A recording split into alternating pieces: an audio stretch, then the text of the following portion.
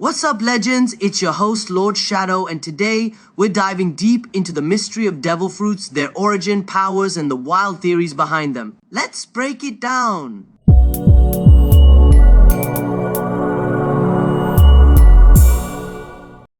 First things first, what are devil fruits?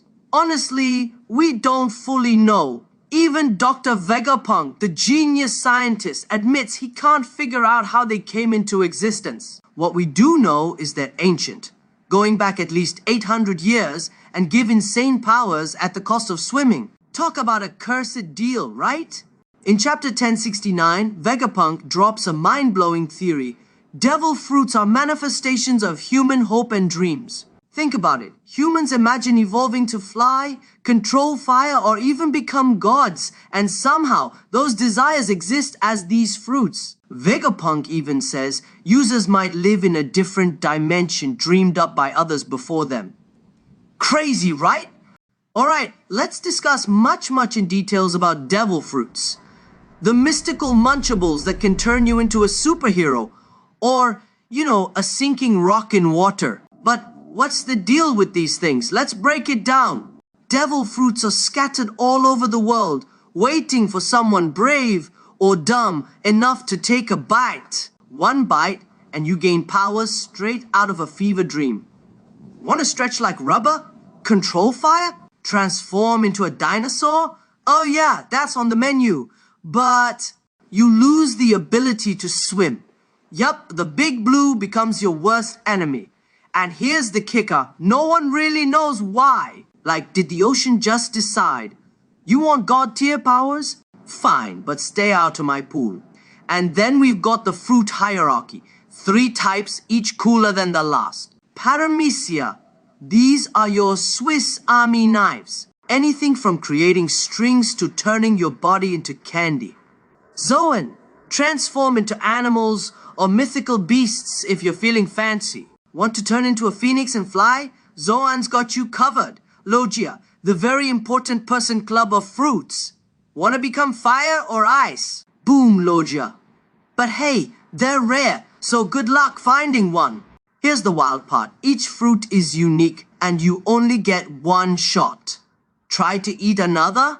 Let's just say your body disagrees violently. But of course, there's that one exception to the rule. Yeah, you know who I'm talking about.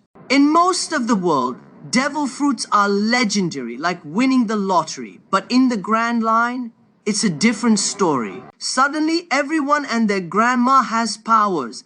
And you bet these things are worth big bucks. We're talking billions of belly. Billions. But here's a question. Why do they taste so bad? Like cosmic power and you're stuck with the flavor of despair. Who's the chef behind this nightmare? So, what are devil fruits really? How do they work? Where did they even come from? These questions have plagued the greatest minds for centuries. And guess what? Even Dr. Vegapunk, yes, the genius scientist who cracks the world's biggest mysteries, has no clue. Zero idea. Nada. Now here's where it gets wild. Vegapunk has this theory, right? He thinks devil fruits are some sort of manifestation of human evolution. Like they're the physical embodiment of humanity's desires. Ever think, what if I could stretch like rubber? Or if only I could turn into a flaming dragon? Yeah, those thoughts. Boom! That's the kind of stuff that creates these fruits. According to Vegapunk, every devil fruit power comes from different dimensions. Worlds that only exist because someone dreamed them up. But here's the kicker. Those who eat a devil fruit, the sea hates them. The sea's like the world's mother, and she's not about to let you have it all. No swimming for you, buddy. And get this, some old legends say these fruits were enchanted by sea devils, yep, actual devils, while others thought the fruits were inhabited by actual fighting demons. Imagine that! But hey, scientists debunked that one real quick. No demon wars here, folks. But here's the cold hard truth. These fruits have existed for at least 8 centuries. The oldest ones? Oh, they've seen it all. The Toki Toki no Mi, the time-traveling fruit, and the Hito Hito no Mi, model Nika, the OGs of the devil fruit world. That's some deep, ancient power right there. And here's a mind blower. There are over 100 different devil fruits out there, but plot twist, only one of each exists. One.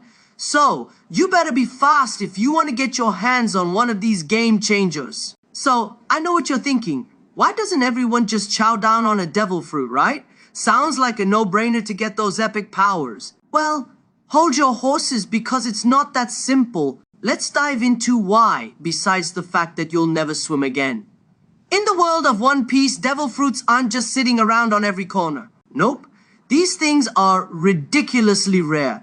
They're considered myths in most parts of the world. And honestly, you need way more than just money to get your hands on one. So, next time you're thinking about picking up a fruit for some superpowers, think twice. Or, just hope you run into one on your next Grand Line adventure. Okay, let's get down to it. Consuming a devil fruit is as easy as one bite. You chomp down and bam, you get powers. Sounds simple, right?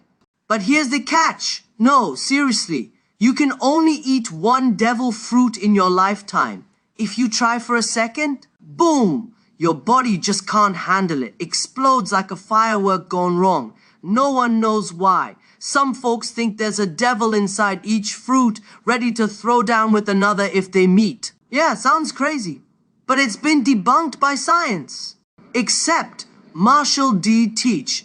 Yeah, this guy somehow got 2 devil fruits and is just walking around like it's no big deal. We don't even know how he's doing it. But hey, his body's just built different, I guess. Now, Charlotte Linlin, how did she get her powers? She didn't eat the Soru Soru no Mi herself, but somehow, bam, she got the abilities. I mean, how is that even possible?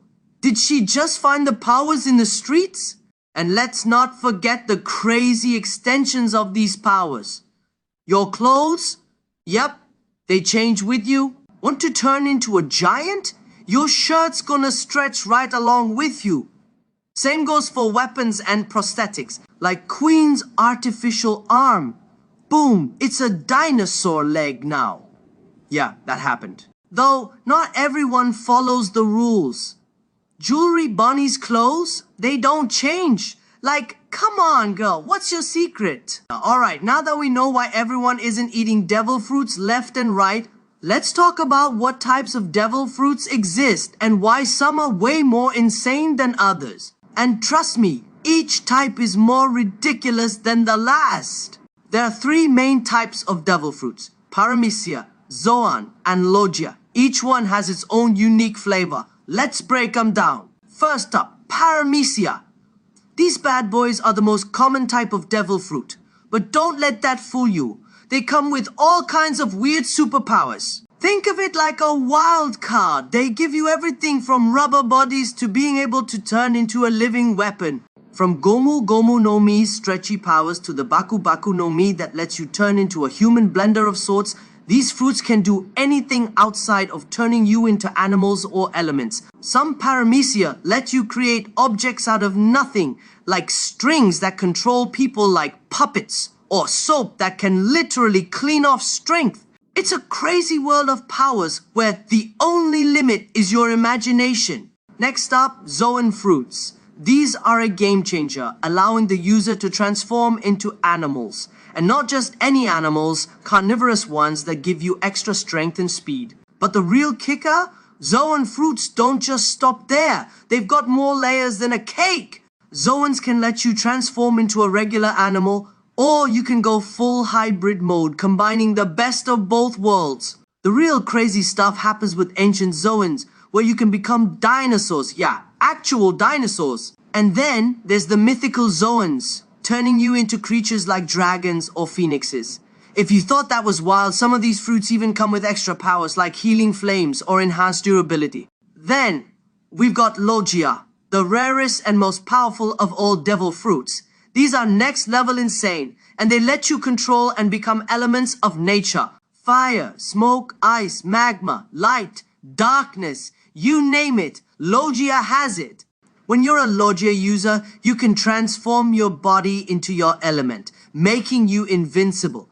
You can phase through attacks, control the environment around you, and even absorb energy into your elemental form. Want to be a human hurricane?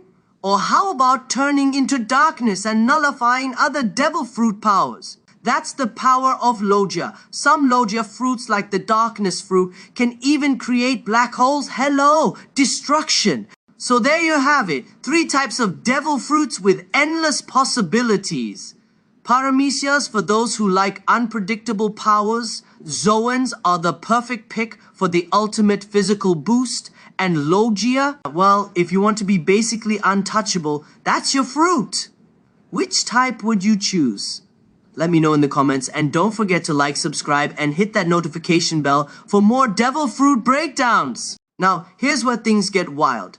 Have you ever wondered what happens to a devil fruit once its user dies? Well, in the world of One Piece, devil fruits don't just vanish, they reincarnate.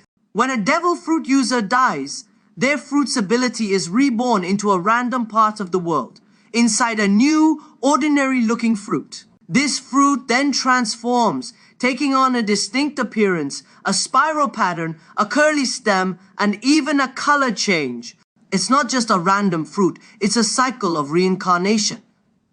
These fruits regenerate the unique powers of their previous owners, passing on their legacy to whoever consumes them next. That means, after death, the powers of legendary devil fruit users can rise again. But hold on. Not all devil fruits follow this natural cycle.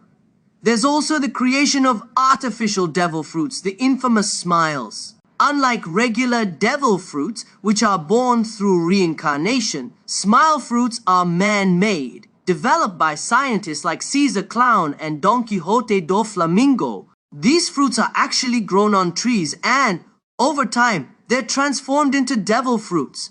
But the twist! They're more traditional fruits during their growth stage, and they don't have the same complex regenerative powers as natural devil fruits. Smiles are twisted versions that often have a cost too, affecting the user in strange ways. So what happens when a devil fruit's user dies?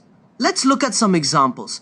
The Gomu Gomu no Mi, or should we say Hito Hito no Mi model. Nika was once in the hands of Joy Boy, but after an unknown death, the fruit's power was passed on, eventually eaten by none other than Luffy.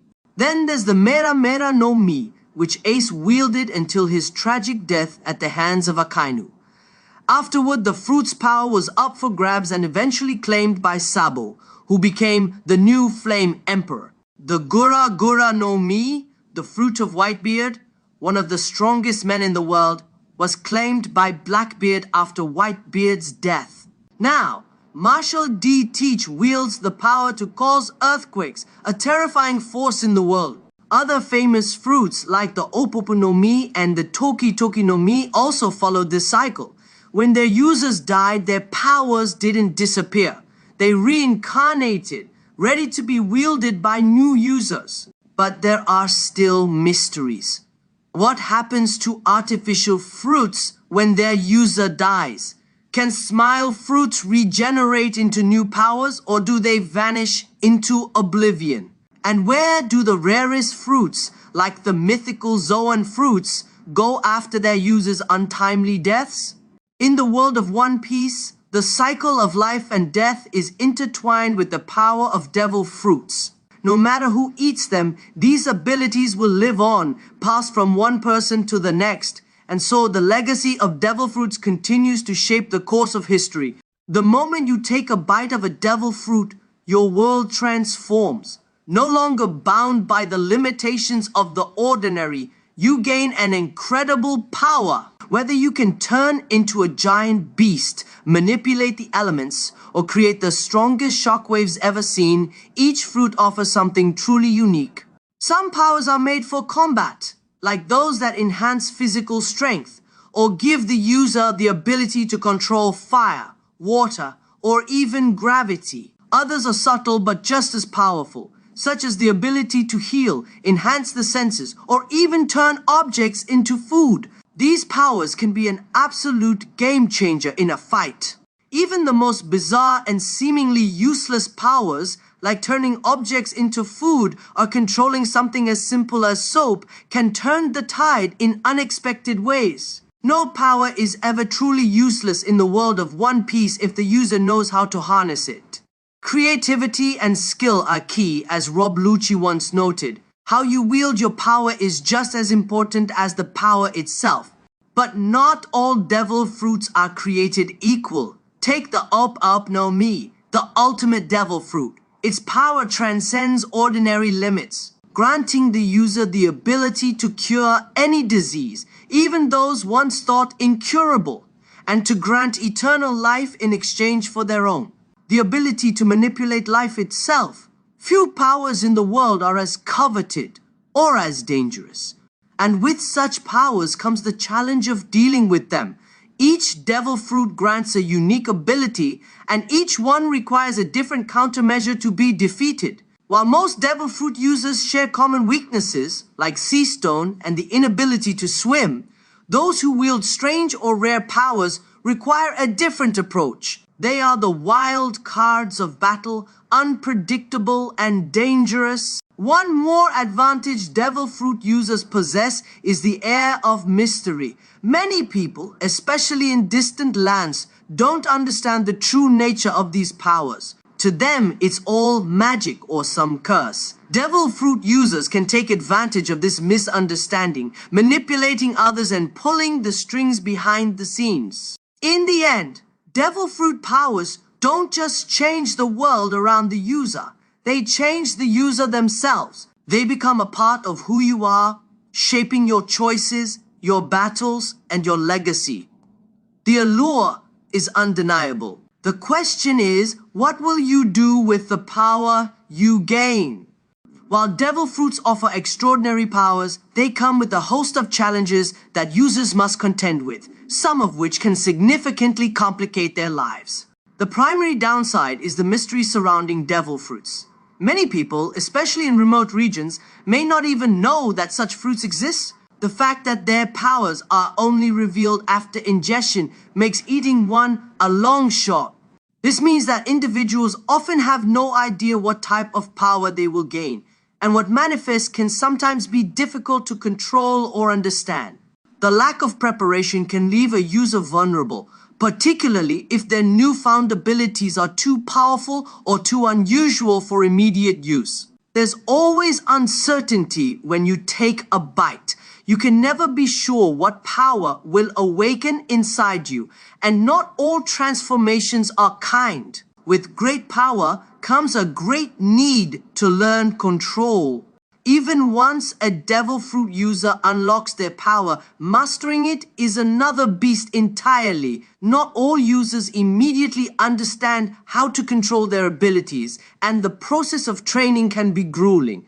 In many cases, mastering a devil fruit power requires intensive practice, and it is not uncommon for users to make mistakes, causing them physical or emotional pain. Some powers may even backfire or create unpredictable results until the user learns how to handle them correctly. Control is never guaranteed.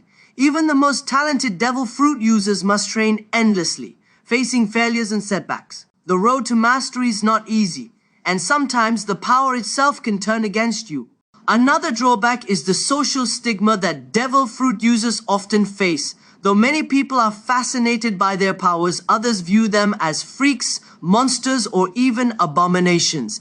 The societal reaction to a devil fruit user can be harsh, with many facing discrimination, fear, and cruelty. This social rejection can lead to feelings of isolation and despair, as devil fruit users may struggle to fit into society due to their powers being permanent and unchangeable. Power often comes at a cost. Many who wield devil fruits find themselves ostracized, treated as outcasts for something they had no choice in. They may have gained strength, but at the expense of being seen as less human. The most widely known and universally feared consequence of eating a devil fruit is the weakness to water. The sea, considered by many to be a living force, rejects devil fruit users, rendering them weak and helpless when submerged. This vulnerability can be a death sentence, especially in a world dominated by vast oceans. Additionally, powerful individuals with advanced haki can nullify or weaken a devil fruit user's powers. Haki can be used to either block a user's abilities entirely or limit their range and effectiveness, adding another layer of vulnerability to an already precarious existence. Sometimes, the power a person gains from eating a devil fruit can be significantly hindered if the fruit is misidentified or mislabeled. The Gomu Gomu no Mi is an example of this, as it was misclassified as a paramecia fruit for years. Luffy, unaware of its true nature as a mythical Zoan, limited his understanding of the fruit's full potential. Had Luffy known his fruit was more than just elastic, his training and application of its powers might have taken a very different path. Sometimes the key to mastering a power lies in understanding it fully. Luffy, unaware of the truth, limited himself. Now, the awakening will be his chance to reach beyond what he thought possible. The existence of devil fruit powers does not guarantee that the user will always be victorious over those who do not possess them. Characters like Roronoa Zoro and Gold D. Roger, who never consumed a devil fruit, have proved that strength and mastery over haki skills and physical prowess are just as important, if not more so, than any supernatural ability. Zoro, for example, defeated powerful devil fruit users through sheer strength, discipline, and his own abilities. Roger, despite never eating a devil fruit, managed to defeat powerful figures like Whitebeard, even going so far as to conquer the Grand Line, a feat that many devil fruit users, including Whitebeard, Kaido, and Lin, failed to achieve. A sword and a will strong enough to cut through any obstacle. Sometimes, it's not about the powers you have, but how you wield what you've earned. This illustrates that haki, combat skill, and mental fortitude can be just as important, if not more so, than the abilities granted by a devil fruit. Even characters like Mihawk, Rayleigh, Garp, and Shanks have proven that mastering these traits can lead to achieving greatness, regardless of the lack of a devil fruit. The time it takes to master a devil fruit varies greatly from person to person. Luffy spent years developing his skills with the Gomu Gomu no Mi, and his journey of self-discovery continues. Sabo's training with the Mera Mera no Mi post of Flamingo's downfall shows that even after obtaining a fruit, a user can still struggle to master it. Brook, having eaten the Yomi Yomi no Mi, spent additional years understanding the full scope of his power, finally earning the title of Soul King through training. Training never stops. Every battle, every encounter is a chance to learn. And sometimes it takes years before you truly grasp what you hold. Even the most powerful devil fruits require a certain level of physical readiness to use effectively. Many users, especially in the beginning, experience fatigue when using their powers excessively. For example, Chopper's Monster Point initially required long rest periods as the transformation drained his stamina. When a devil fruit user is exhausted, their abilities become ineffective, reinforcing the importance of training not only the mind, but the body as well. Power comes at a price. Even the strongest abilities can wear you down if you aren't prepared to handle them. Stamina is just as crucial as strength.